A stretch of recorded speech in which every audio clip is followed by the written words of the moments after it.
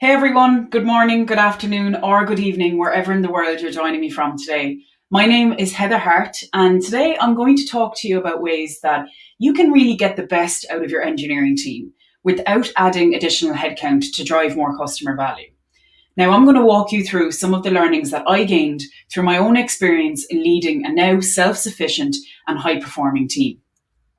But just a little bit about me. So I'm currently a senior product manager and product lead at HubSpot. Now, HubSpot is a global CRM platform organization that really helps small to medium-sized businesses run their marketing, their sales, and their service teams and activities. Now, I currently lead the teams that deliver the system experiences where the HubSpot go-to-market reps can actually perform their best work, while enabling the HubSpot business to scale faster and smarter. Now, I firstly wanted to share a bit about my career path to date. I definitely had an unconventional and interesting entry to product management, as I started off studying journalism in college, and then I went into radio.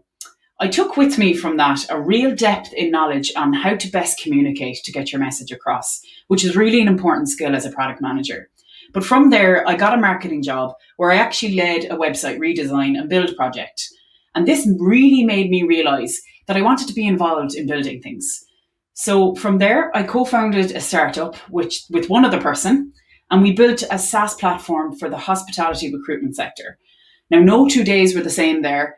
It was, a really fast-paced and chaotic environment, but I absolutely loved it. And it was really where I got my first exposure to wearing multiple hats at once, which, is something we do consistently as product managers. So I got to build something greenfield, and I got to see it be released into the wild after a 3-month build process. And this was really, really exciting. And then when I moved to my next role, and that was in the travel tech industry, I knew I wanted to work really closely with engineers all day, every day. This was also a startup. It was a later stage startup. And, I was actively involved in shaping the product team there from the ground up. And many of the engineers that I actually worked with, they had only just started working in agile. And a lot of them had never worked with product managers before. So what we were trying to do was we were trying to move fast and balance that with building the right thing. And like every startup, we made mistakes, and I quickly learned that I really wasn't getting the best out of the engineering team because I became the helicopter PM. I was trying to micromanage everything. I was trying to control everything. And, I reflected on this and completely changed then how I approached working with the engineers on my team again. I took the learnings into my role in HubSpot. And at the start, did I make the same mistakes again? Absolutely. But, iterating, failing, trying new processes, trying new things is all part of the fun. So whether you're here today because your current team dynamic is not enabling you to spend more of your time on long-term vision and strategy, or maybe you're just looking for ways to scale your team's output by working smarter and not harder, I'm going to share some advice from my experiences in influencing a culture change with the teams that I worked on, okay? And that really resulted in higher performance, less reliance on me as a product manager, and overall more self-sufficiency as a team. Now, before I start, I do want you to remember that changing something like mindset and team culture is definitely a marathon, okay? It's not a sprint. Expect that your team may not be high performing from the start, or you may have times of lower performance, and that's totally okay. It takes some time for teams to become well-oiled machines, so don't worry if it takes a little bit longer than you expect. Just be patient, try out new things, rinse and repeat certain activities and processes until you really find the sweet spot with your team. So I'd love to see a show of hands now for how many of you out there have been asked by the engineers that you work with, what do you want me to work on next, or what's next on the roadmap? Is there a ticket for me on the backlog? And do you then feel anxious when you need to go and take days off, or you want to take a holiday because you feel the need to have some tight control on what's happening because you think progress might halt? Now, if your answer is yes to any of these questions, then you're definitely not alone as a product manager. And as product managers, we are often peer leaders, but sometimes our tendency to lead, coupled with our teams want to be led, can actually result in us as product managers becoming the single point of failure for the team. Now, this dynamic is not conducive to high output or innovation. And essentially, you're creating a false economy of progress that can easily collapse, really, if you take a step back to focus your energy on things like long-term vision and strategy. And as a PM, we want to motivate our team to act towards achieving a common goal. However, while it's natural to want to lead every stage of the development process so you can control what's happening, ideally we should influence a culture of collectively owning the outcome, while each function then leads part of the development cycle at different times. And done right, this operating model is going to free you up to focus your attention on high-value activities, like defining the vision for your product, understanding the market fit, building the rollout strategy, talking to users, interviewing customers. And without doing this type of model or getting it right, you're just the helicopter PM because you're sucked into day-to-day low-value activities like writing every single user story or Jira ticket. Now, on the topic of Jira and user stories, I used to write every single user story and Jira ticket for my team. And if it wasn't written, then the work wouldn't be done or it wouldn't be tracked. I lived in Jira all day, every day, and I had less time to focus my efforts on being out ahead of the team with my product strategy. And when you influence a mantra on your team of collective ownership, your engineers should be able to cope with just enough information to start drafting solutions. Now, on my team, that's often one slide in a team deck that describes the problem we're trying to solve, the outcome we're looking to drive, and a link to the research that we've participated in together as a team. And that's the really important part. I'm going to talk a bit more about that later on, but absolutely, like, participation and research as a team is what completely trumps here. So from there then, let your engineers just decide how they want to break down the work and give them the autonomy to create the stories and the subtasks. It might be a rocky start, but it will pay huge dividends to getting some of your time back. So you can spend that then on higher value activities. So where should you start if you want to influence an operating model change with your team? Firstly, you should really recognize that there is a mindset shift that needs to occur with your engineering team in order for them to move from execution only to collective ownership of the problem and the outcome. You cannot force your team to work in a way that they're not used to working. You can only influence them. And before you challenge the status quo and influence that change, you have to really put yourself in their shoes, okay? You need to take some time to dig deeper into where their mindset is actually coming from. And this is particularly important if you are new to working with the team, but it's also a great step to take if you've worked with your current team for a while now and your suggestions for some change have fallen flat or they weren't well received. So talk to their managers, talk to their peers, and really get a sense of where their working style stems from.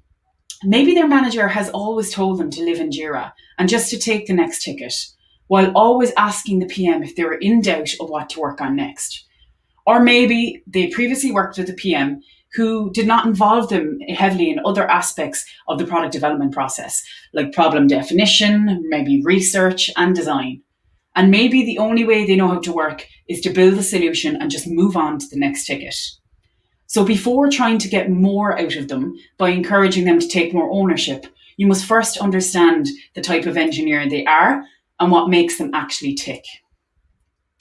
So when was the last time you met one-on-one with your engineers? Not just communication channeled through your tech lead, and not just to talk about upcoming projects or solutions. Why not have a regular touch point to check in, even if this is every other month? You can learn more about each other. You can learn more about what you enjoy in your role and outside of work. You can get to know each other as actual people. And really use this as an opportunity just to have some real talk about what you both need from each other in order to be successful. A really great exercise as well to try out at a team level is, it's really good to get to know your engineers and to understand what motivates them, is the working with me document.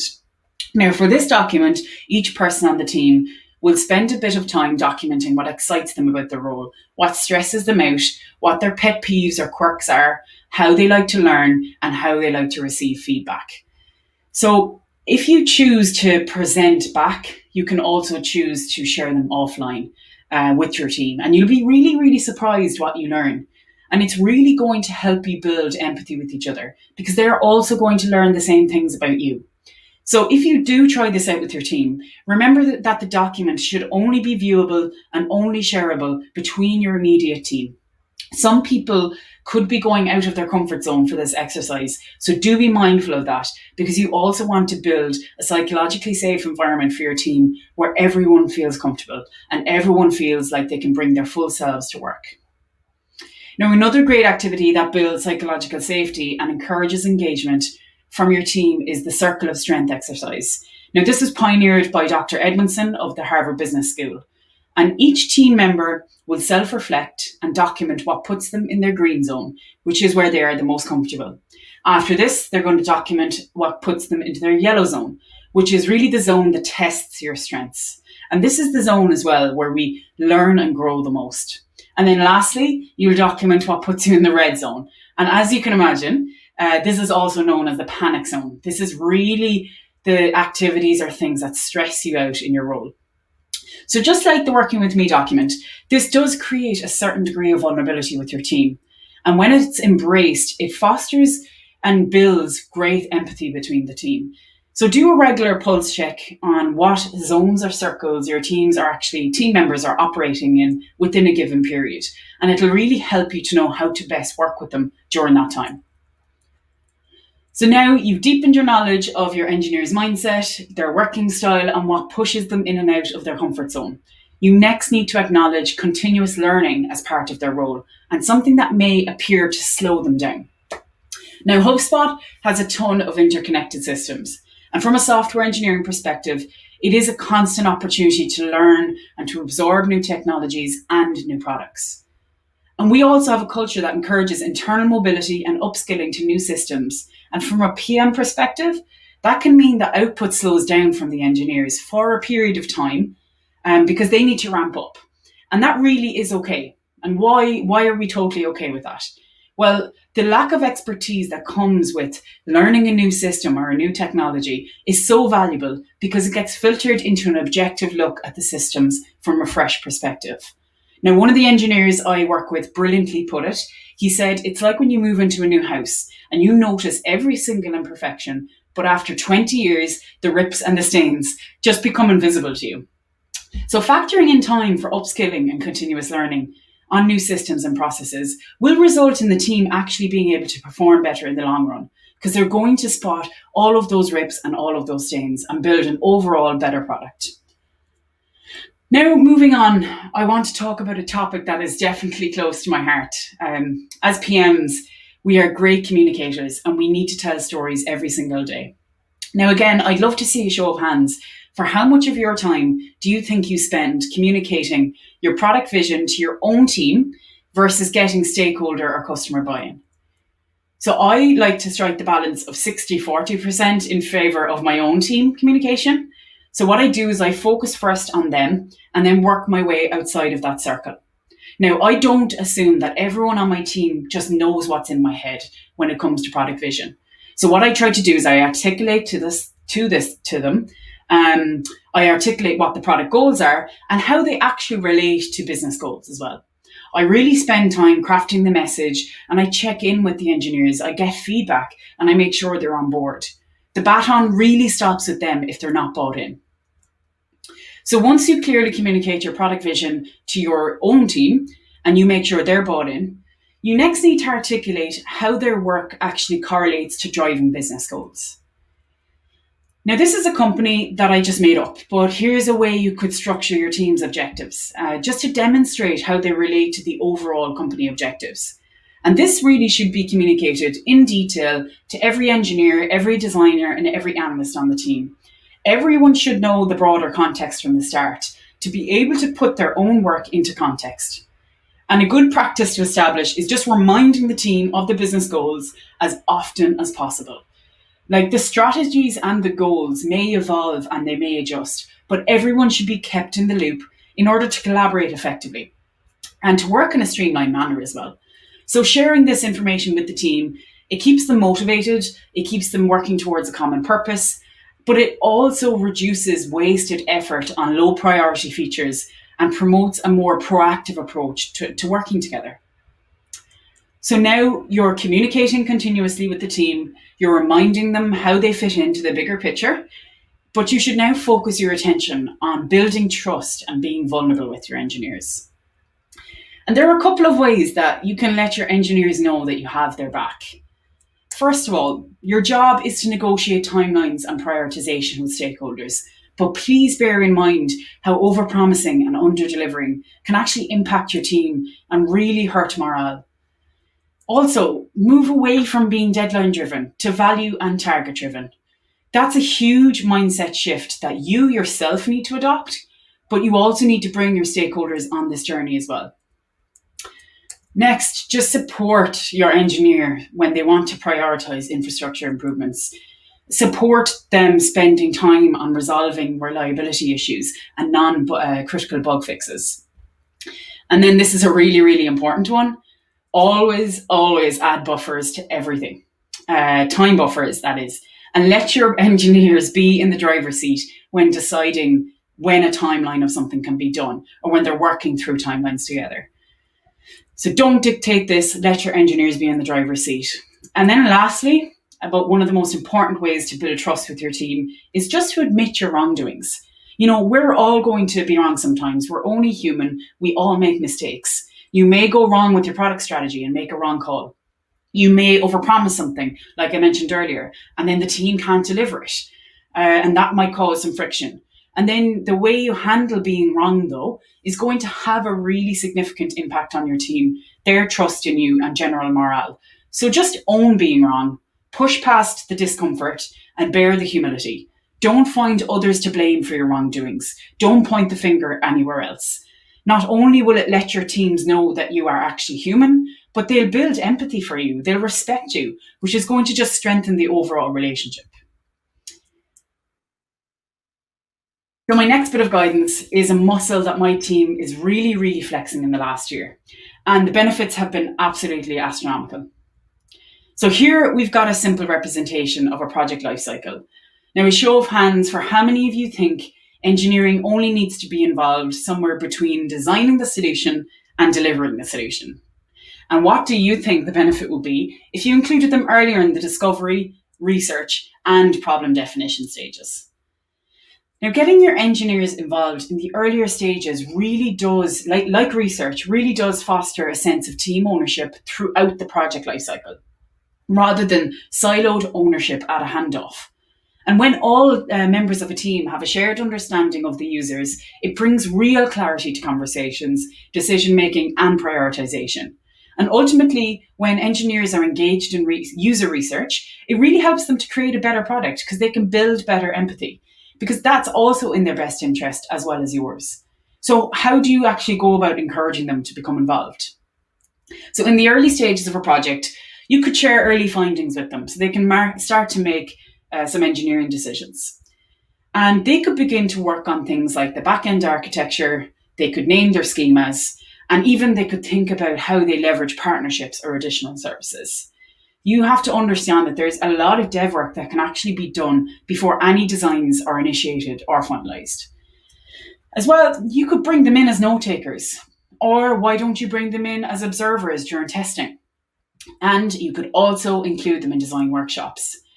And what will happen if you do these things is they'll become more invested in the outcome of a project because they were part of the whole process from the start. And then one other way you could pique your engineers' interest in research is to just demonstrate to them that communication improves with the shared vocabulary across teams, okay? And you can do this by establishing a glossary of terms or naming convention for everyone to reference that is just centered around the user. And then this creates another great team artifact that everyone can then get behind. So you might be thinking, yeah, Heather, that all sounds great. I'm going to try and get them involved, but I really don't think they're going to be down for spending time away from writing code. And definitely I want to spend my time developing, not sitting in research, would probably be the biggest hurdle that you'll have to overcome with this. But if it does happen, just find one member on the engineering team to be your advocate. If you can prove the value to them, they'll get everyone else bought in for you. So for the interview and testing sessions as well, make sessions optional, but strongly recommended, because at the end of the day, you can't force participation. And a trick I've used in the past is actually sharing the recordings of particularly rich interviews or testing sessions. And I've asked the team to then share their observations on a Trello board. And it really gives them the option to participate at a time that suits them. And another thing that you could do is try doing collective listen back sessions of some noteworthy interviews. And that means you can all discuss what you're watching, what you're listening to, in a group setting, and you can talk about maybe some problems that you're identifying and ways that you could solve them. Okay, so now you've gotten the team on board for research. Now it's time to forget about perfection as you move into solution design. Now, often as PMs, we want the released version of our product to be the closest to perfection. I'm definitely guilty of this, We want the shiny Rolls Royce with all the bells, with all the whistles, the one that's going to delight our customers and our stakeholders. It'll get us noticed and it's going to create positive noise about your team. However, chasing the Rolls Royce does come at a cost. Firstly, it's going to slow you down considerably, okay? Exploring topics in lots of minute detail to chase perfection is going to create unmanageable complexity and wasted opportunities for your team. Now, finding the perfect solution also creates a network of dependencies, really, and discussions that usually lead to no action at all. So get comfortable with releasing a Nissan Micra early. Get the feedback, iterate on it until it becomes your Rolls Royce. Challenge your engineers to break down the work into the smallest possible releasable chunks. Not only does this mean that you release more frequently, which is going to make you really, really happy as a PM, but it also provides this sense of momentum to the team, a sense of progress, and that's really going to boost their morale as well. So now that you're going to spend less time chasing perfection, you can spend more of your time investing in team health and team culture. Now, this has never been more important now that we work in a fully remote environment. Teams need to be really intentional about connecting regularly to ensure that the togetherness feeling is actually still felt. So since COVID, I've definitely felt like a product manager come event organizer, because I'm trying to constantly come up with new things to do with the team just to keep us connected and to prevent isolation from happening as well. The thing is, though, is that the effort spent here will actually pay huge dividends to your output as a team, because happier, well-connected teams will perform better because they're there to support each other. So don't underestimate the value in this. And then when was the last time? Here are some ideas. When was the last time you actually did something like a health check assessment with your team? Now, the purpose of a health check assessment is to find any gaps or areas that need to be addressed and find the ways that you can improve them, not to find fault, but ways that you can improve them, okay? And when we think of a successful team, there are certain characteristics that come to mind. We've got team trust, cooperation, you've got constructive communication, you've got clear vision, clear goals, and you've also got the appropriate ability and resources to do the job. So the health check assessment allows the team to grade each of these areas in A, B, C, and D format, and then you can dive into the badly graded items as a team. Now, this health check assessment can be sent out as a Google form to your team in advance of the session. And then you can really use the session to dig into the gradings and the reasonings behind each of those gradings. So another thing you can do after you do the health check assessment is run a remote water cooler session. This can be as little as 15 minutes a day, just to grab a chat or a coffee, or even 30 minutes a week, whatever works for your team at the start. Also, do fun stuff, be goofy, don't be scared to be vulnerable, try out new experiences online, do an escape room or a cocktail class or a taco making class. All of these experiences are now available online and you can just tap into them, so do use them.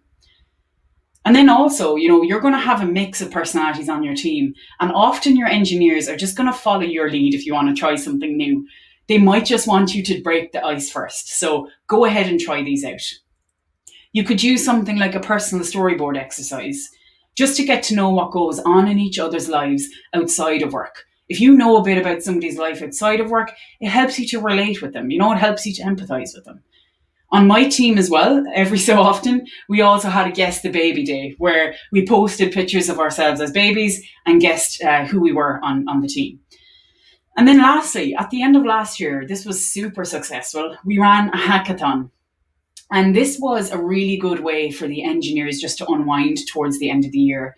And what they did is they took a problem that they took from our user feedback or backlog, and they really dove into it. You know, they understood the problem. They built and tested a solution locally, all within 1 week.